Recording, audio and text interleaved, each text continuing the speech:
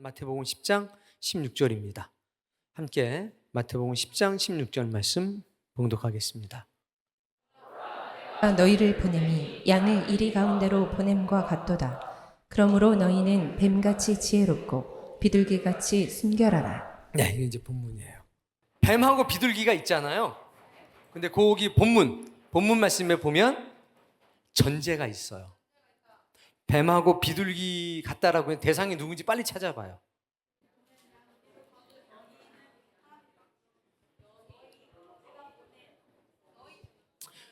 부모님들하고 자녀하고 얘기를 하셔야 돼요. 누구한테 뱀, 비둘기 같으라고 얘기했죠? 너희죠, 너희. 누가 있냐면 너희가 있어요, 너희. 너희한테 뭐라고 그랬냐면 너희는 뱀처럼 하고 뱀이 뭐냐면 지혜. 우리 지혜가 있죠? 진짜 지혜, 신지혜. 또 뭐가 있어요? 비둘기. 비둘기 뭐라고 그랬냐면 순결이라고 했어요. 자, 그럼 너희는 누구예요? 너희. 제자들이긴 해요. 그런데 이제 여기서 찾아보면 이제 뭐냐면 양이에요, 양. 계속 비우죠, 양. 너희는 누구냐? 양이에요. 어떤 양? 그렇지. 여기 누가 있냐? 이리, 늑대. 너희는 이리 가운데로 보냄을 받은 양이에요. 그 양이라고 다 되는 게 아니라 이리 가운데로 전문적인 용어로는 뭐라고 그래 이거를? 파송. 그러니까 파송받은 양이 너인 거죠. 그리고 이 앞에 말씀에 이제 1절부터 보게 되면 이게 누구한테 하는 얘기냐? 제자들에게 하는 말씀인 거예요. 너희예요. 그러니까 너희는 직관적으로 봤을 때 파송받은 양이에요. 자, 이제 가족들끼리 한번 이야기를 해보세요. 그리고 난 이 사람은 가져가 이런 얘기하지 마세요. 예수 그리스도의 피로 하나가 됐어요, 우리가. 다 가족들이 있는 거예요. 그러면 나는 과연 이 양인가? 그냥 양이 아니라 파송받은, 이리 가운데로 파송받은 양인가? 이 이야기를 한번 해보세요. 그리고 그 의미도 얘기를 해주세요.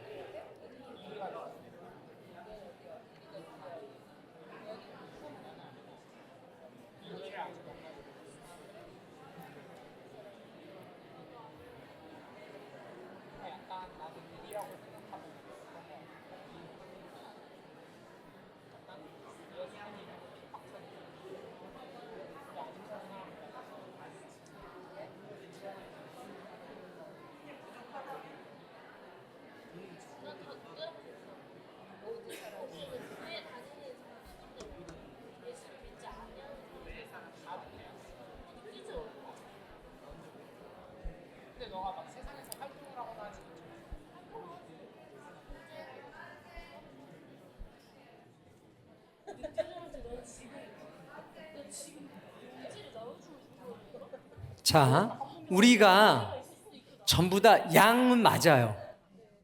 그래서 김양아 그러는 거죠.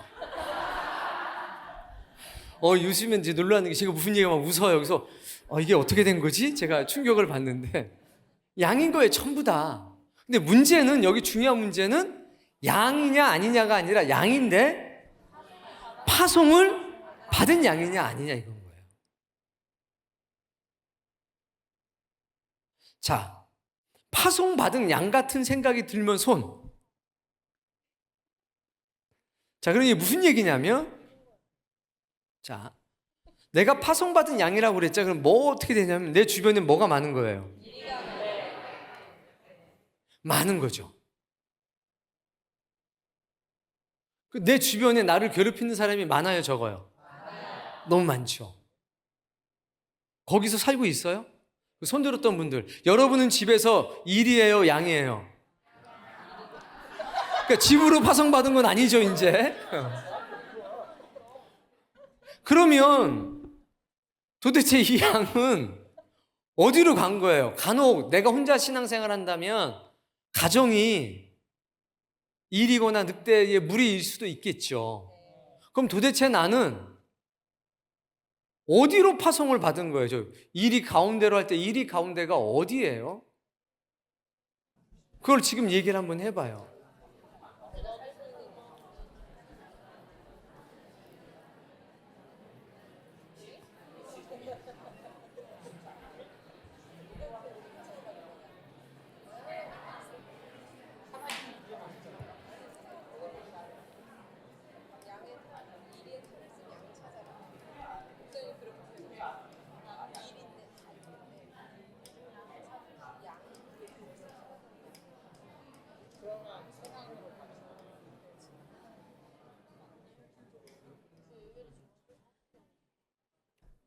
어디로 보내신 거예요, 도대체?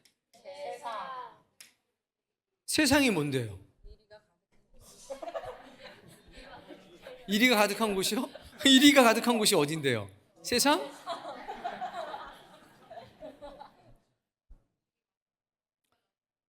이게 구체적이어야 되는 거예요. 이거 굉장히 개인적인 겁니다. 여러분이 세상이라고 말하는 게 도대체 어디예요? 누구는 직장, 누구는 학교, 누구는 사업장 등이겠죠. 동시에 또 다른 게 있어요. 관계요. 친구들하고의 관계, 지인들과의 관계. 그게 뭐일 수도 있냐? 이거일 수도 있는 겁니다. 그러니까 장소로 보면 학교, 직장, 뭐 일터 이런 거겠고, 보이지 않는 걸로 친다면 관계예요. 그러면 이것보다는 이게 훨씬 더 크겠죠. 관계. 관계 속에서 누가 많냐? 이리가 많아. 그럼 전 이걸 수정하고 싶은 거예요. 예수님 어떻게 말씀하셨냐면 옆에 분들 얼굴 보고서 한 사람이 예수님 하세요. 내가 너희를 보냄이 양을 이리 가운데 보낸가 같도다. 얼굴 보면서 얘기를 해줘요. 이렇게 비통한 마음으로. 시작.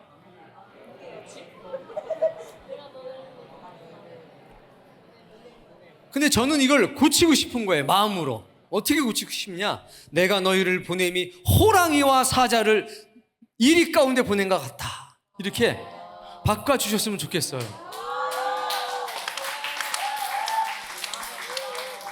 그러면 걱정이 없잖아. 그냥 가서.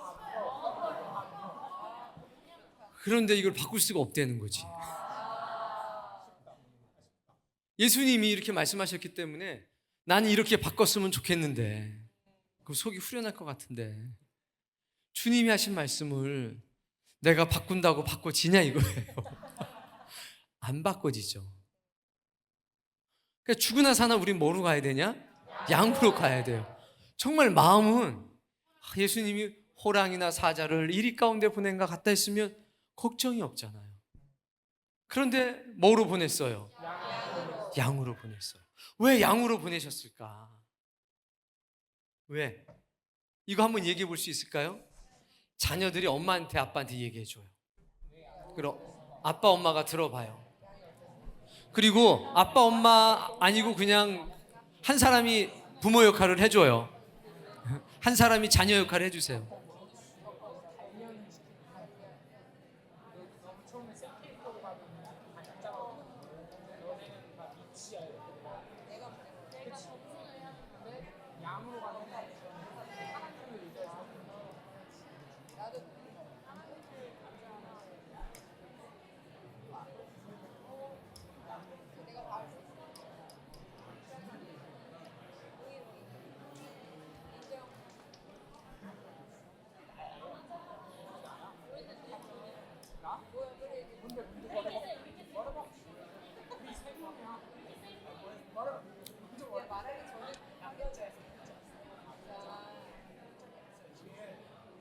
왜 양으로 보내셨을까? 예수님께서 호랑이, 사자 이랬으면 게임 끝난 거예요. 그냥 우리는.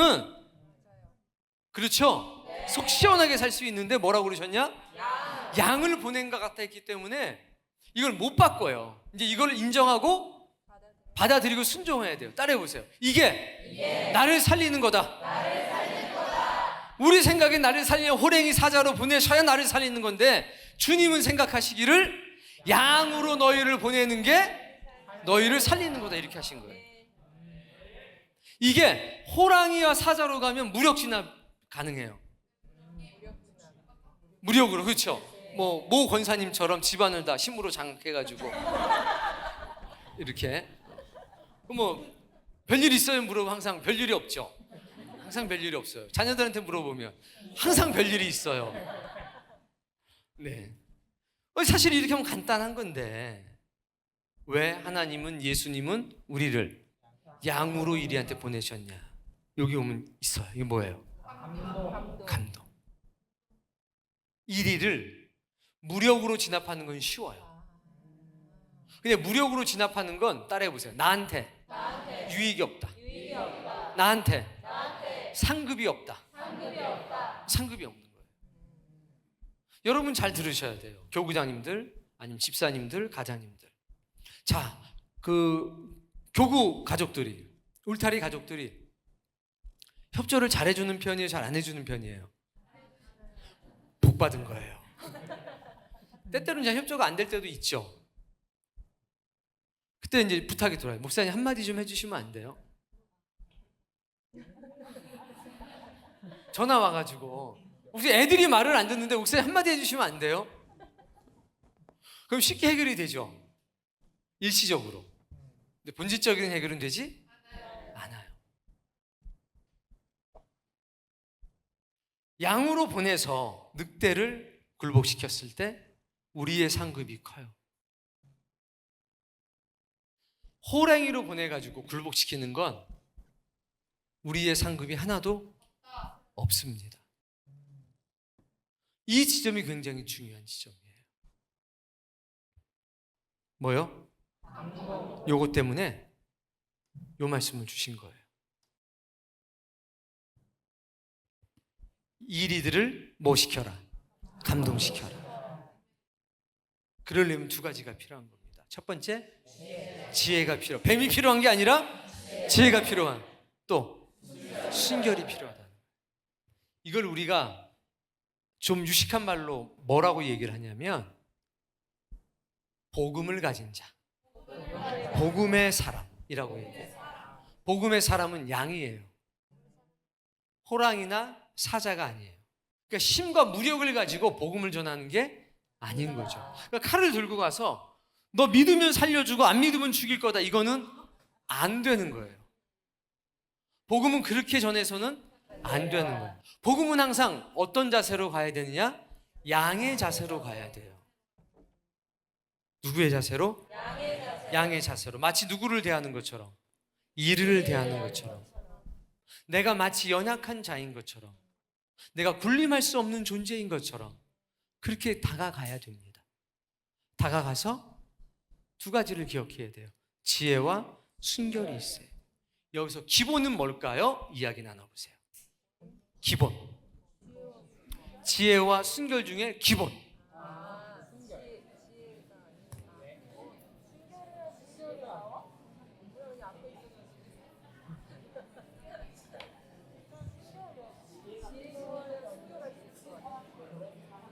자, 기본이 뭔지 저한테 얘기해 보세요. 하나, 둘, 셋.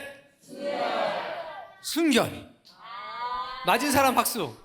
이야.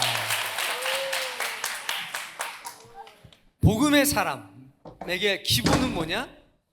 순결. 마이크 떨어진 거죠? 네, 이거 노래할 때만 쓰세요. 순결이 기본이에요.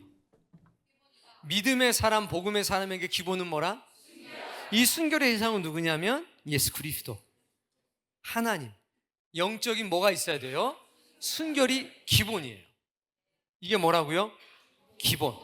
그래서 노아 방주에서 비둘기를 내보냈더니 어떻게 했어요? 돌아왔어요. 또 내보냈더니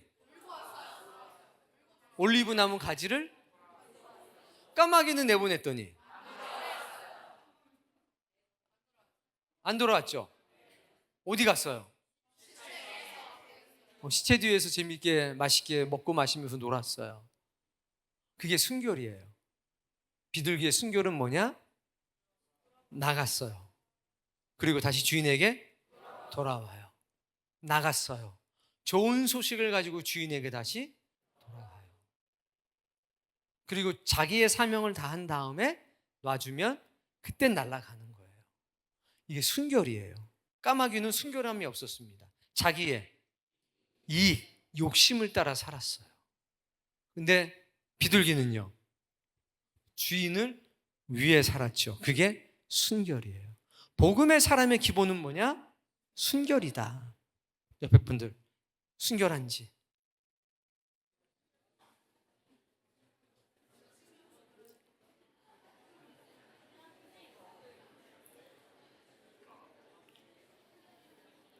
자,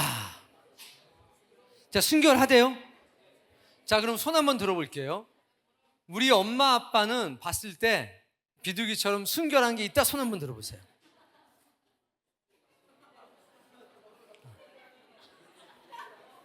네, 이제 내려보세요.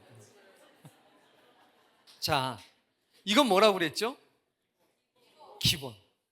만약에 순결한데 지혜가 없으면 어떻게 될까요?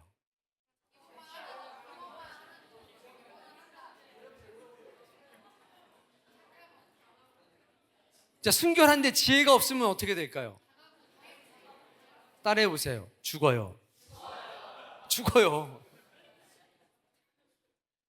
그냥 죽어요.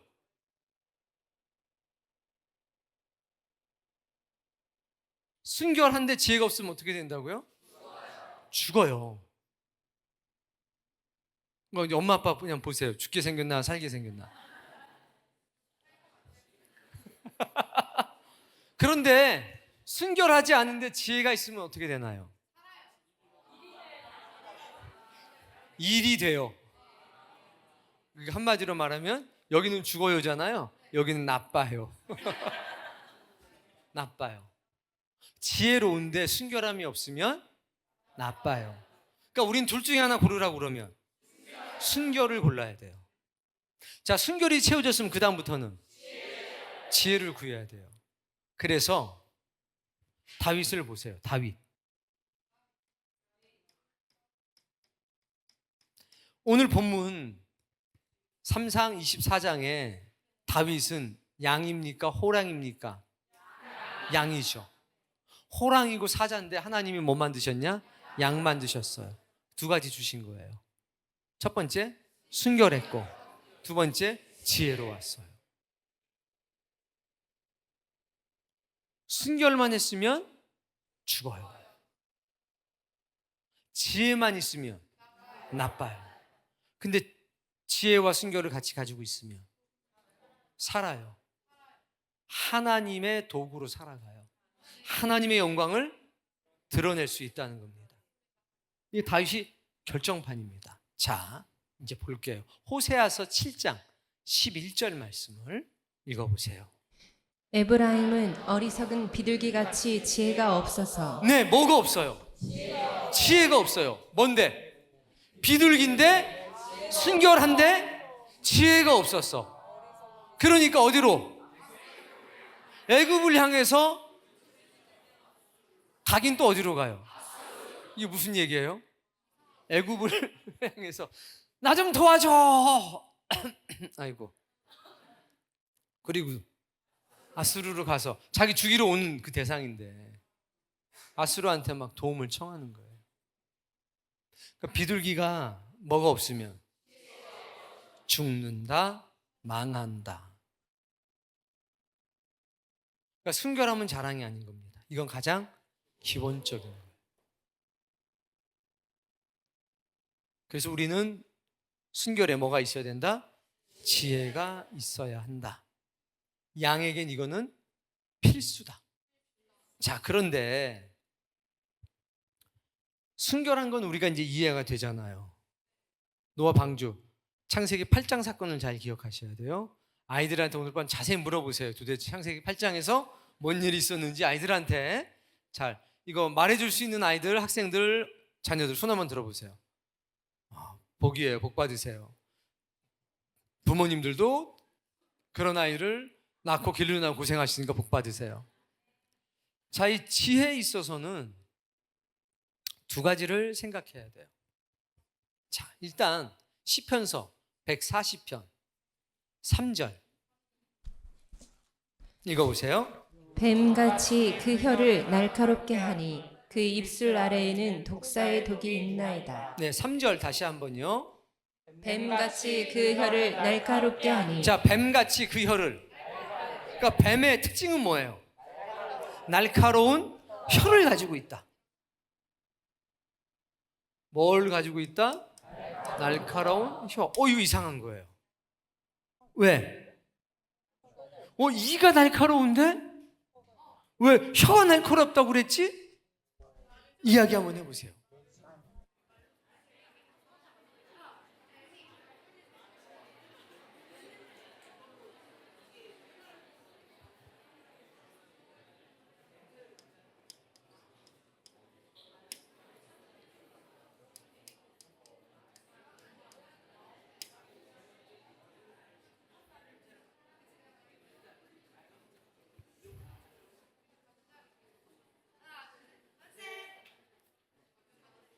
네. 단단한 뭐가 있어요? 혀. 날카로운 혀. 우리는 어떤 뭘로 생각하는데요?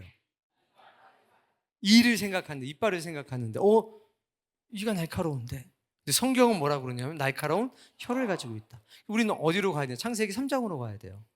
창세기 3장으로 가면 뱀이 뭘 가지고 있어요? 다리도 있고 다 있는데 결국 강력한 무기가 뭐였어요? 말이었죠, 말. 어떤 말이에요? 날카로운 말. 날카로운 말. 뱀의 지혜는 어디에 있냐? 말에 있어요.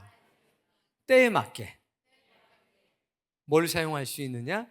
말을 사용할 수 있어요. 그게 혀인 거예요. 그리고 뱀은 뭐가 있냐? 판단력이 있어요. 그러니까 말을 잘 사용하려면 판단력이 있어야 돼요. 가끔 판단력이 없는 분들을 봐요. 믿음은 좋은데. 그럼 어떻게 될까요? 안 죽어요. 옆에 사람이 죽어요. 본인은 아무 문제가 없어요. 본인은 아무 문제가 없는데 옆에 사람들 다 그냥 미쳐 죽으려고 그래요. 판단력. 뱀의 지혜는 성경적으로는 두 가지예요. 말과 판단력. 그러니까 적절한 말을 사용할 수 있고 적절한 판단을 할 수 있는 게 누구냐? 뱀이에요. 그래서 말에 뭘 가지고 있느냐? 독을 가지고 있어요. 이건 공격용이죠. 자, 생태학적으로 보면 두 가지가 있어요. 뱀은 첫 번째 보호, 은둔의 천재예요. 자기 자신을 잘 보호해요. 그 동물의 왕국 이런 데 보면 정글 같은 거 나오잖아요. 뱀이 보여요, 안 보여요? 안 보여요. 밑에만 있어요? 나무 위에도 있죠. 정말 정글 가기 싫어요. 뱀 때문에. 사방군데 다 있어요. 자기를 잘 보호할 수도 있어요. 동시에 공격은 어때요? 꼼짝 안 하고 있다가 한 번에, 그렇죠? 예수님께서 너희에게 지혜로워라, 양에게 지혜로워라 했을 때는 이런 걸 거예요. 너 잘 판단해야 돼.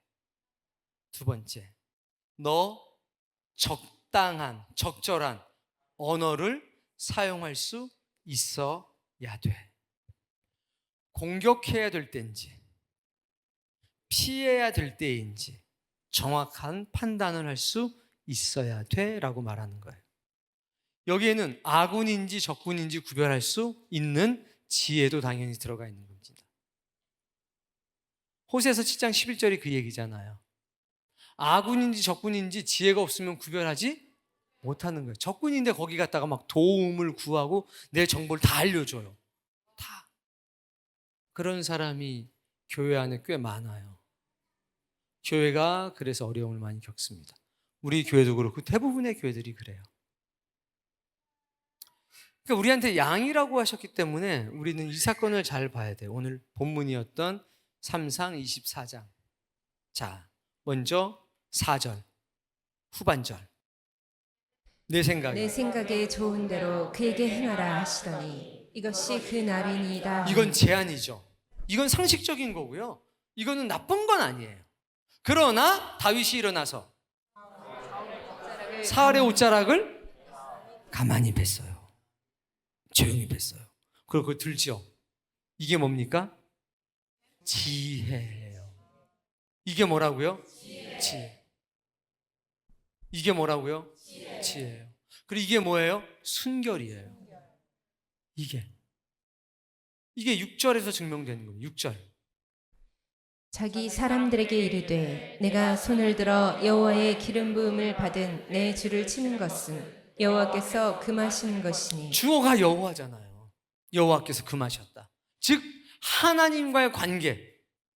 하나님과의 관계니까 순결함을 뭐 한 겁니까? 지킨 거예요.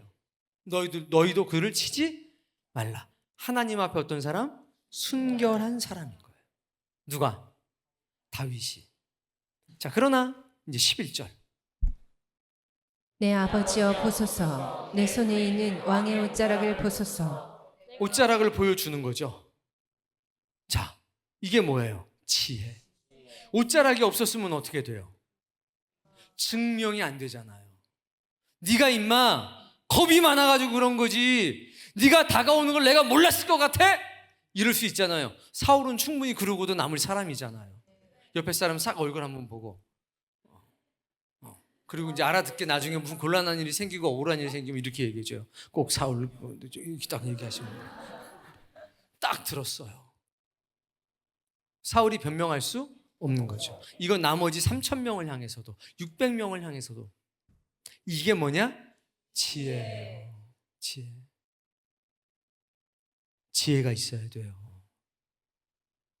양이 무력으로 힘으로 늑대를 제압하는 게 아닙니다. 다윗과 사울 사이에서 방황한 사람들을 힘으로 제압하자는 게 아니에요. 감동시켜야 돼요. 가장 어려운 길이지만 그게 하나님이 우리를 위하시는 길이기도 한 겁니다. 다 증명하는 거죠, 스스로. 이게 뭐라고요? 지혜. 이제 자녀들한테 이 자녀가 이게 지혜롭도록 기도해 주세요, 지금.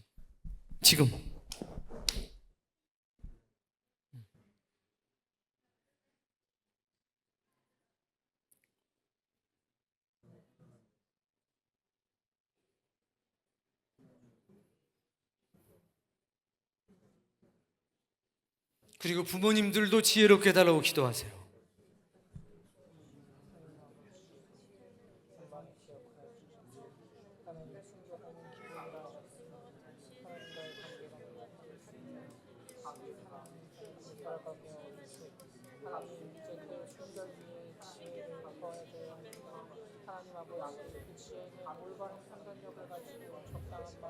네, 이제 12절 말씀을 읽어보겠습니다. 시작.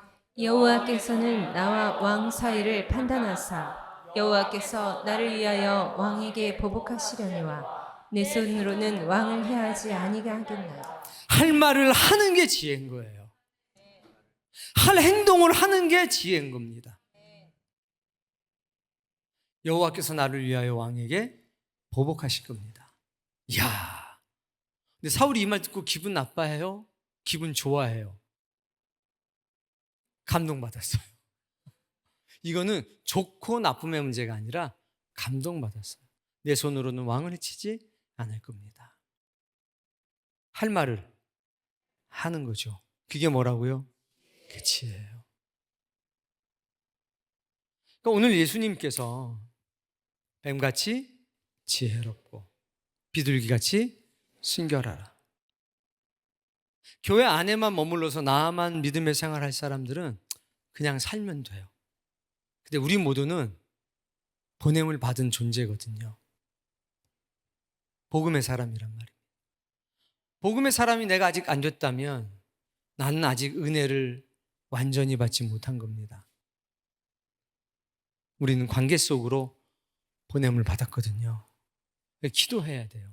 하나님, 지혜롭게 해주세요. 하나님, 순결하게 해주세요. 두 가지가 우리 모두에게 너무 필요한 거예요. 아침에 말씀드렸는데 이거를 비겁하게 이용하는 사람이 너무 많아요. 해야 할 것을 안 해야 되는 것. 특히 남편과의, 아내와의 관계, 친구와의 관계, 어떤 관계 속에서 마땅히 해야 될 말을 하지 않는 것에 대한 핑계대는 말로 뱀같이 지혜롭고라는 말을 써요. 이건 정말 잘못된 거고 성경을 오용하는 겁니다. 그래서 오늘 여러분이 이 관계를 정확하게 잘 알게 되길 바라요. 그래서 우리의 부모님이 비둘기처럼 순결하고 뱀처럼 지혜로운 양이 되길 바랍니다. 그리고 우리 모든 자녀들이 비둘기처럼 뱀처럼 양이 되길 바랍니다. 파송받은 양. 얼마나 행복한지 몰라요. 저는 자녀가 저처럼 살았으면 좋겠어요. 그럼 되게 어려움이 많을 거예요. 그런데 그 어려움을 겪고 나면 얻는 것도 많습니다. 저는 제 아이가 평탄한 길 걷기를 원하지 않아요. 성경에 기록된 누구도 평탄한 길을 걸은 사람이 없습니다. 힘들어도 의미 있는 길을 걸었으면 좋겠습니다. 그게 제 바람이고 소원입니다. 아내가 들으면 뭐라고 그럴지 모르겠지만 저는 그렇게 기도해요. 왜? 그래야 얻는 게 있습니다. 그래야 하늘의 것을 누릴 수가 있습니다. 전 지금 행복해요. 그래서 내 자녀에게도 이 행복한 길을 걸으라고 말하는 거예요. 중간중간에는 어려움 많이 있죠.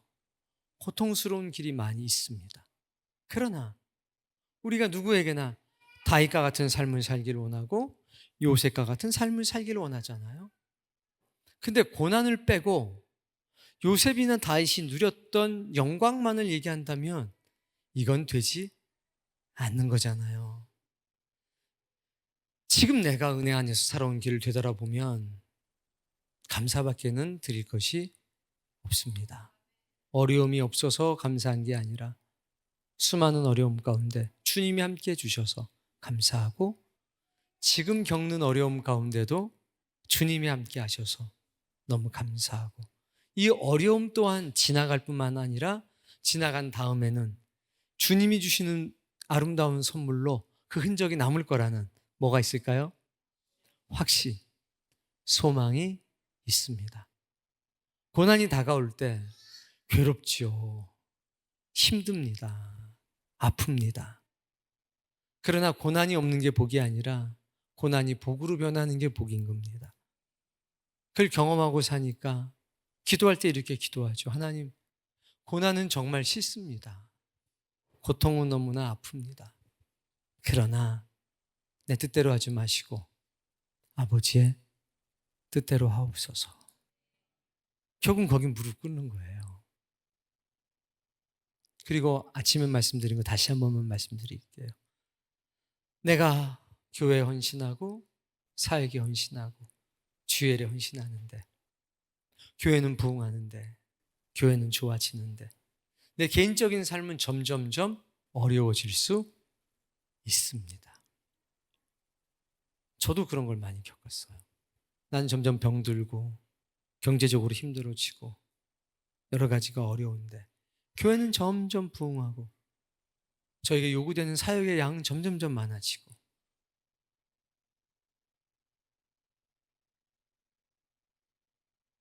여러분은 20대 나이 때 사망 선고를 받아보셨나요? 저는 20대 때 이미 70대라고 얘기를 들었어요. 이렇게 한의사가 딱 진맥을 하더니 아이고 몸뚱아리는 20인데 건강은 70 할아버지네.